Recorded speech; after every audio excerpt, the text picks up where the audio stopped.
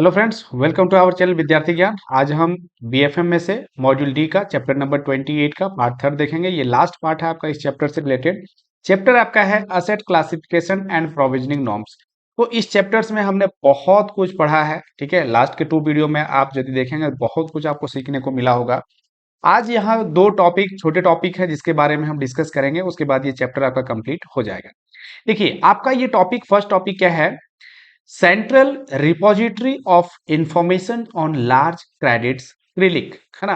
क्रिलिक, इसके बारे में हमें थोड़ी सी जानकारी लेनी है। क्या है कि आरबीआई ने इसे सेटअप किया है। क्रिलिक को आरबीआई ने सेटअप किया है किस लिए? कि ये कलेक्ट करे, स्टोर करे, है ना, और डिसेमिनेट करे क्रेडिट डेटा को, है ना। किसे? लेंडर को। लेंडर को ये जो डेटा है कलेक्ट करके, स्टोर करके लेंडर को इंफॉर्मेशन दे। क्यों दे भाई? कि जब कोई बोरोवर आपके पास आता है, किस चीज के लिए? लोन लेने के लिए। तो लोन लेने के लिए आपके पास जब बोरोवर आता है तो आप क्या निकालते हैं? सिबिल निकालते हैं, क्रेडिट स्कोर निकालते हैं। ये सारी चीजों जो आप उसके इंफॉर्मेशन जो गैदर करते हैं बोरोवर का, वो कहां से मिल पाता है आपको?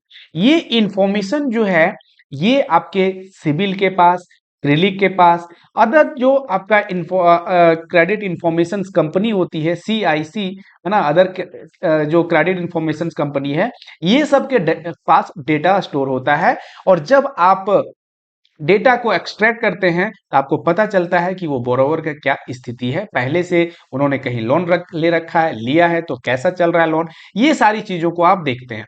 उनमें से एक आपका क्रिलिक जो है, central repository of information on large credit, ये भी क्या करता है कि जो डेटा है उसे कलेक्ट करता है और लेंडर को जब जरूरत पड़ती है, जब वो उसे निकालता है तो वहां से उसे मिल जाता है। बात समझ में आ गई? अब क्या होता है कि bank will be required to report credit information including classification of an account as SMA to CRILIC on all their borrowers having aggregate fund-based and non-fund-based exposures of rupees 50 million, मतलब हो गया कि 5 crore and above with them। क्रिलिक को data कहां से मिलेगा? इसके लिए क्या होता है कि जो लेंडर्स हैं, जो फाइनेंशियल इंस्टीट्यूशंस हैं, उसे एसएमए, स्पेशल मेंशन अकाउंट के बारे में लास्ट वीडियो में पढ़ा था, एसएमए जो का जो डेटा होता है उसे प्रोवाइड करना पड़ता है क्रिलिक को। अब कौन सा डेटा? फंड बेस्ड लोन दिया है या नॉन फंड बेस्ड दिया है, कोई भी है, जिसको मिला करके एग्रीगेटेड जब देखा जाएगा 50, है ना, 50 मिलियंस रुपी में देखें तो 50 मिलियंस, जैसे अब 5 करोड़, आप मिलियन को 5 करोड़ में कहेंगे तो 5 करोड़ या इससे ज्यादा का जो वैल्यू होगा फंड बेस्ड या नॉन फंड बेस्ड दोनों मिला करके, तो वैसे केस में क्रिलिक को इन्फॉर्म किया जाएगा। किसे किया जाएगा? क्रिलिक को इन्फॉर्म किया जाएगा। बात समझ में आ गई? However, लेकिन क्रॉप लोन के केस में क्रिलिक को रिपोर्ट नहीं किया जाएगा। क्रॉप लोन, है ना, क्रॉप लोन के केस में एग्जेम्प्टेड है फ्रॉम सच रिपोर्टिंग, नहीं करना है। लेकिन दूसरे जो एग्रीकल्चर लोन होंगे उस लोन का रिपोर्टिंग करना है। लेकिन एग्रीकल्चर में से क्रॉप लोन का रिपोर्टिंग नहीं करना है, जरूरत नहीं है उसकी। और क्या है कि banks need not to report their inter bank exposure. Inter bank जो एक्सपोजर है, एक दूसरे बैंक के साथ जो एक्सपोजर है, उसे भी क्रिलिक को इन्फॉर्म नहीं करना है। उसके अलावा आपका नाबार्ड के साथ जो है, सिडबी के साथ, एक्जिम बैंक, एनएचबी, ये सब के साथ भी बैंकों का जो एक्सपोजर है उसे भी रिपोर्ट करने की जरूरत नहीं है। तो बात समझ में आ गई? क्रिलिक का क्या इंफॉर्मेशन है, एक छोटा सा इंफॉर्मेशन यहां आपने अभी समझ लिया, ठीक है। अब फ्रेंड्स, हम जो बात कर रहे हैं, ये बहुत इंपॉर्टेंट टॉपिक है आपका, concept of bad bank. Bad bank, है ना। बैड बैंक मतलब आपके दिमाग में क्या आ रहा है? बैड बैंक क्या बुरा बैंक है ये, है ना? क्यों बनाया गया है इसे? क्या खराब बैंक है? क्या अच्छा नहीं है?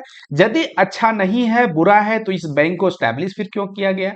फ्रेंड्स, ऐसा नहीं है, ये नाम है सिर्फ बैड बैंक का, काम ये अच्छा करता है। तो काम अच्छा करता है मतलब जो गलत है उस चीज को ये अच्छा करने का काम करता है। जैसे कि बैंक में जो बैड डेट्स पड़े हुए हैं, जो असेट बैड पड़े हुए हैं, मींस एनपीए है, नॉन परफॉर्मिंग असेट्स है, उसे ये क्या करता है, खरीद लेता है बैंक से, है ना।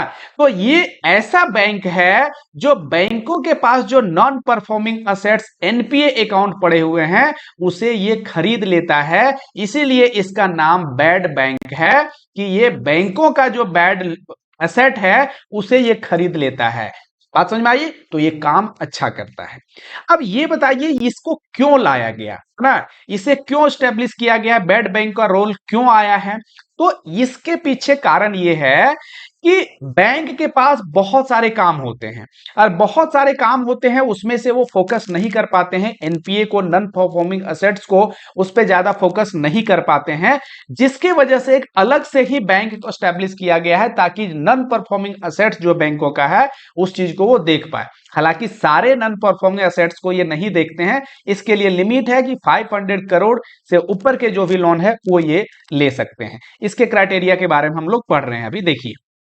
तो वही कह रहा है कि the aim of setting up a bad bank is to help ease the burden of banks by taking bad loans off their balance sheet and get them to lend again to customers without constraints। वही कह रहा है कि जो बैंकों के पास बहुत सारे काम है उसमें से ये काम को आसान कर दिया जाता है और जो बैलेंस शीट है उसे थोड़ा सा क्या किया जाता है, उसे अच्छा किया जाता है। अच्छा कैसे, कि जो लोन पड़ा हुआ है, बैड डेट्स जो है, एनपीए है, उसे जब खरीद लिया जाता है तो इसका बैलेंस शीट भी सुधर जाता है बैंकों का, ताकि वो बोरोवर को फर्दर वो लोन दे सके और बाकी कामों में अपना वो क्या सके, ध्यान लगा सके। बात समझ में आ रही है। आगे देखिए, after the purchase of a bad loan from bank, bank से बैड लोन लेने के बाद द बैड बैंक में later try to restructure and sell the NPA to investors who might be interested in purchasing it। जैसे देखिए काम वही करता है, बैंक क्या करता है कि यदि लोन खराब हो गया तो उसकी जो प्रॉपर्टी है उसको क्या करता है, बेचती है ना, या तो फिर लीगल एक्शन लेकर के उसके जो भी बाकी प्रॉपर्टी जो है अटैच करके उस प्रॉपर्टी को बेचा जाता है। तो ये काम बैंक भी करता है, लेकिन यहां बैंक जो काम करता है वो राइट मिल जाता है बैड बैंक को, और ये भी वो काम को कर सकता है, उसकी प्रॉपर्टी को बेच सकता है, ठीक है, जब लोन को खरीद लिया जाता है तो, ठीक है। आगे क्या रहा है कि अब बैड बैंक, है ना, मेक्स अ प्रॉफिट, उसे प्रॉफिट कब होगा, कि जैसे आप मान लीजिए कि 10 लाख का 10 लाख करोड़ का, है ना, 10 लाख करोड़ का, 10 लाख करोड़ का आपका कोई लोन है, ठीक है, उसे ले लिया गया है बैंक, इसके जो बैड बैंक है उसके द्वारा खरीद लिया गया बैंकों से। अब ये 10 लाख करोड़ में से जरूरी नहीं है कि ये पूरा ही देगा, है ना, पूरा तो देगा भी नहीं, इसे कम, इसे जितने में खरीदेगा, ये जो बैड बैंक है जितने में खरीदेगा उतना अमाउंट से ज्यादा में यदि वो लोन को रियलाइज कर लेता है, वो बेच लेता है, उसकी प्रॉपर्टी को बेच करके लोन रियलाइज कर लेता है अमाउंट को, तो फिर उसे प्रॉफिट हो जाएगा। और जितना में उन्होंने खरीदा है बैंक से उतना यदि वसूल नहीं कर पाया उस प्रॉपर्टी के थ्रू, ये लोन को लोन जो भी है उसमें जो भी प्रॉपर्टी अटैच है या उसके जो पोस्टर प्रॉपर्टी है सारी को मिला करके यदि वो रियलाइज नहीं करवा पाता है उतना अमाउंट को जितना उन्होंने बैंक को पे किया है, तो वैसे केस में बैड बैंक को लॉस हो जाएगा। बात समझ में आ रही। लेकिन यहां पे लॉस और प्रॉफिट के पर्पस से इसे बनाया नहीं गया है। ऐसा नहीं है कि बैड बैंक जो है ये प्रॉफिट कमाने के पर्पस से इसे एस्टैब्लिश किया गया है, तो ऐसा नहीं है फ्रेंड। यहां पे मेन मोटिव जो है गवर्नमेंट का कि बैंक का जो बैंक जो है वो अपने जो उसके बाकी जो फर्दर है कस्टमर को वो सर्विस दे पाए और अपने जो लोन उसके खराब हुए हैं उससे उससे छुटकारा थोड़ा सा मिल पाए, है ना। बड़े बड़े अकाउंट की बात करेंगे यहाँ पे, कितने अमाउंट का आगे देखेंगे, तो उससे क्या है कि बैंकों को आसानी हो जाएगी, बर्डन थोड़ा सा कम हो जाएगा। एक तो ये पर्पस है ना। वही कह रहा है कि however generating profit is usually not primary purpose of bad bank. इसका प्राइमरी पर्पस ये नहीं है कि प्रॉफिट ही कमाना है। The objective is to ease the burden on banks of holding a large pile of stress asset and to get them to lend more actively, ताकि वो आगे लोगों को लोन दे पाए, आगे अपने काम को कर पाए। इसीलिए जो उसके पास बैड लोन्स पड़े हुए हैं, जो एनपीए पड़े हुए हैं, उसको ये बैड बैंक लेने का काम करता है। इसका main motive interest sorry profit कमाना नहीं है, ये बैंकों को हेल्प करने के लिए स्टैब्लिश किया गया है। बात समझ में आ गई। अब देखिए यहां पे आप एक चीज समझिए कि बैड जिस तरह से आप सिर्फ बैंक बोलते हैं, क्या बोलते हैं, सिर्फ यदि बैंक हम कहें तो बैंक में कहें इसका मतलब क्या है, यहां पे आपको डिपॉजिट एक्सेप्ट किया जाता है, लोन आपको दिए जाते हैं और भी प्रोडक्ट्स हैं वो प्रोवाइड किए जाते हैं आपको, ये सारी चीज का कॉन्सेप्ट कहां आता है, जैसे ही बैंक आप बोलते हैं ये सारे दिमाग में आपके आने लगते हैं। लेकिन बैंक में तो अलग अलग बैंक है ना, एसबीआई है, पीएनबी है, कैनरा बैंक है, ये सारे अलग अलग बैंक हैं। तो उसी तरह से यहां बैड बैंक जो हमने अभी यहां पे अभी आपको बताया, तो बैड बैंक में कौन है, तो बैड बैंक में आपका NARCL, ध्यान दीजिए, national asset reconstruction company limited. Bank सिर्फ आप जिस तरह से कह देते हैं उसमें एसबीआई, एचडीएफसी, पीएनबी कोई भी हो सकता है, उसी तरह से बैड बैंक बोल दिया गया है। लेकिन बैड बैंक में जो है सो वो काम करेगा एनपीए को खरीदने का बैंकों से, लेकिन वो जो कंपनी है उस बैंक बैड बैंक के तहत जो काम कर रही है वो कंपनी आपका NARCL है ना। एआरसी आपके बारे में पता होगा, इसके बारे में एआरसी असेट रिकंस्ट्रक्शन कंपनी, इसी में से आप एन जोड़िए, national asset reconstruction company limited. एक तो इसे एस्टेब्लिश किया गया है और एक और कंपनी है IDRCL, India debt resolution company limited, है ना। ये दो कंपनी को सेटअप किया गया है इस बैड बैंक के रूप में। बात समझ में आ गई। अब इसमें यदि हम बात करें NARCL, है ना, नार्कल करके NARCL का, इसमें 51% जो शेयर है वो PSB पब्लिक सेक्टर बैंक का है। किसका है, पब्लिक सेक्टर बैंक का 51% शेयर है NARCL कंपनी के लिए, ठीक है। बात समझ में आ रही है। Incorporated under the company act, और ये जो NARCL जो बैड बैंक जो बनाया गया है किस एक्ट के तहत, तो कंपनी एक्ट के तहत, और आरबीआई के द्वारा लाइसेंस मिलता है इसे असेट रिकंस्ट्रक्शन कंपनी के रूप में। किस रूप में, असेट रिकंस्ट्रक्शन कंपनी के रूप में। आपको याद होगा कि 28 जो है सो अभी एक्टिव असेट रिकंस्ट्रक्शन कंपनी है इंडिया में। ये क्या करती है, ये बैंकों में जो भी लोन्स है उसे खरीदने का काम करती है। अब आप कहिएगा कि यदि एआरसी था ही, एआरसी असेट रिकंस्ट्रक्शन कंपनी जो बैंकों में लोन को परचेज करती है, एनपीए लोन को खरीदने का काम करती ही थी, तो फिर से बैड बैंक को NARCL अलग से क्यों बनाया गया, समझिए। यहां पे जो NARCL है जो बैड बैंक के रूप में काम कर रहा है, ये स्पेशल फोकस इसका है कि बैंकों को जो है सो प्रॉफिट कमाने के उद्देश्य से नहीं, बल्कि उसके जो बर्डन है उसको कम करने के भी उसे बनाया गया है।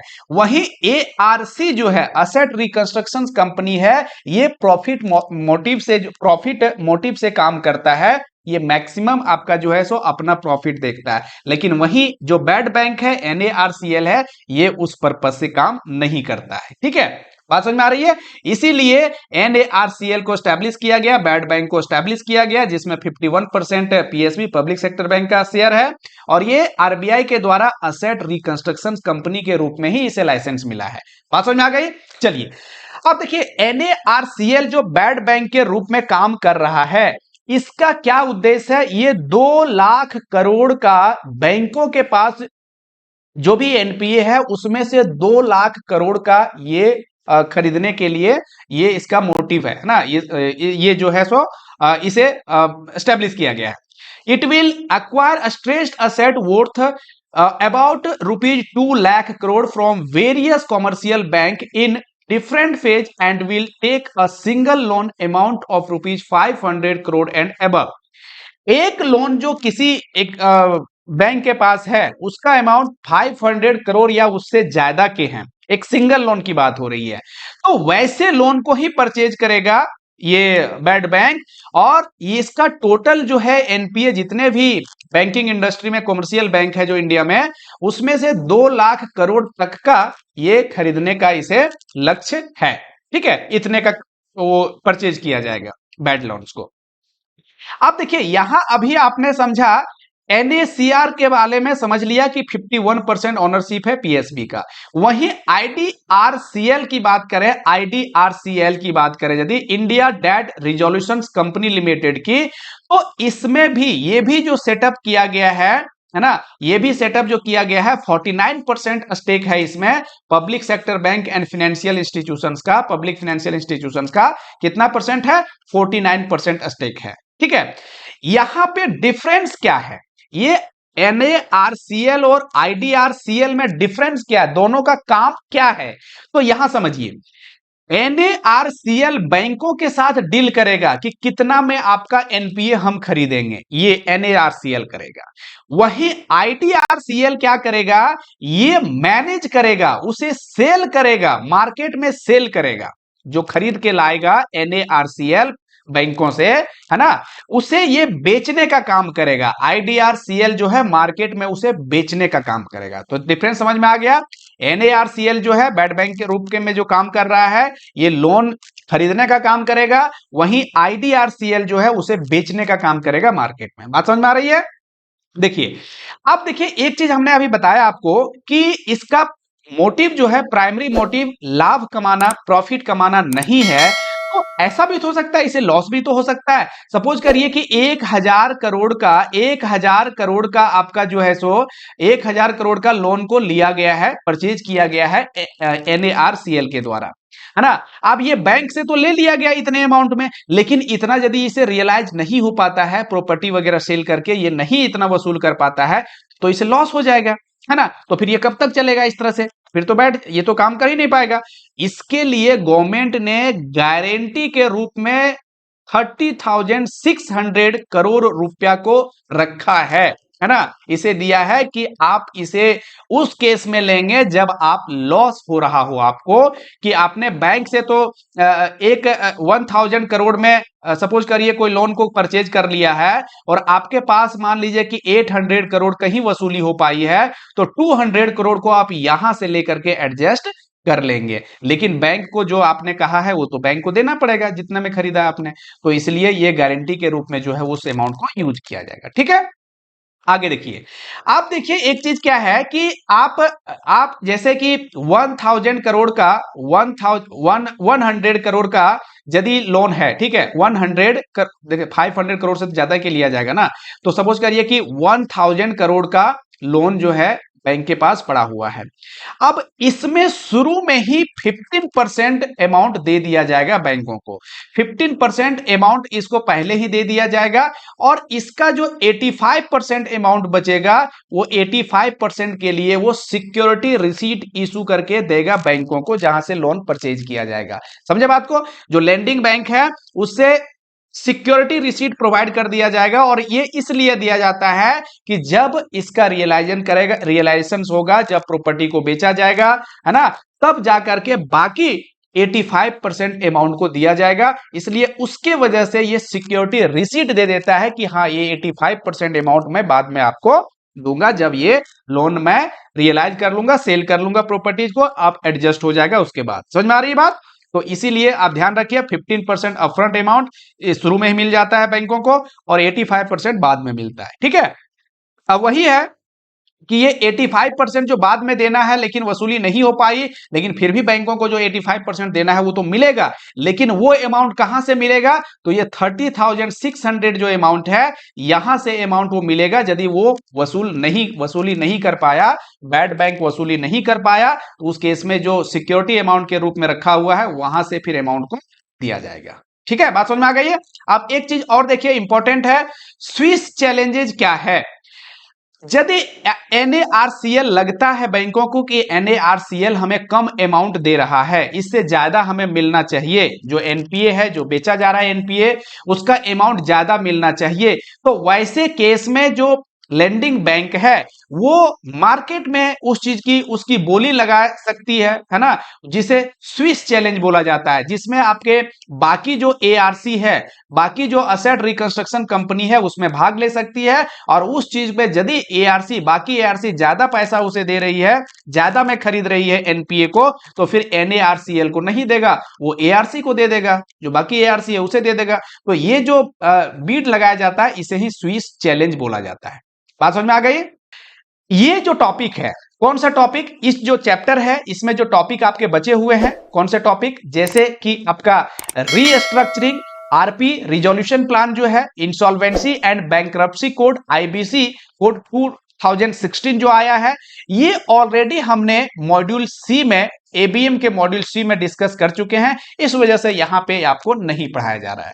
ठीक है, तो आप मॉड्यूल सी में जो है वो आईबीसी को वहां बताया गया है, तो वहां जाकर के restructuring, RP, insolvency, bankruptcy, insolvency and bankruptcy code 2016 जो है, वहां जाकर के आप इसे देख सकते हैं। ठीक है।